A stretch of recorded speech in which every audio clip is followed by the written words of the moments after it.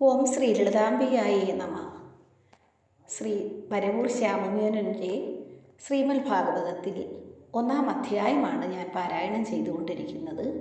കഴിഞ്ഞ ഭാഗത്ത് അദ്യ ഞാൻ ഒരുങ്ങുന്നേൻ ഒക്കെയും നന്നാക്കി ശ്രീ വിദ്യാരൂപിണി കാത്തുകൊള്ളുക നീ നമസ്തുതേ എന്നുള്ള ഭാഗമാണ് ഞാൻ പാരായണം ചെയ്ത് നിർത്തിയത്.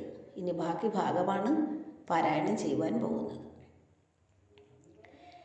ശ്രീനാരായണനെയും ദേവനായി വിളങ്ങുന്ന മാനവോത്തമനായ നരൻ തന്നെയും തഥാ ബാധരായണനെയും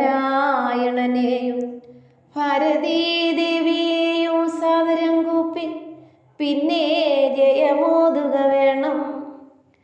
സരസോത്ഭവൻ ജഗൽ സൃഷ്ടാവായി ഭവിച്ചതും സരസേക്ഷണൻ പരിപാലനം ചെയ്യുന്നതും ഗിരീശം സംഹരിച്ചിടുന്നതും ആരെ ഉള്ളിൽ പെരുകും ഭക്തിയോടും പൂജിച്ചിട്ടാകുന്നുവോ. സനകാദികളായ യോഗികളെല്ലാം ഇപ്പോഴും മനതാരിങ്കലാരെ ധ്യാനിച്ചു കൊള്ളുന്നുവോ. അതയാം പ്രകൃതി എന്നീ വണ്ണം ആരേ സദാ തത്വജ്ഞാനികളായ മുനിമാരോതുന്നു.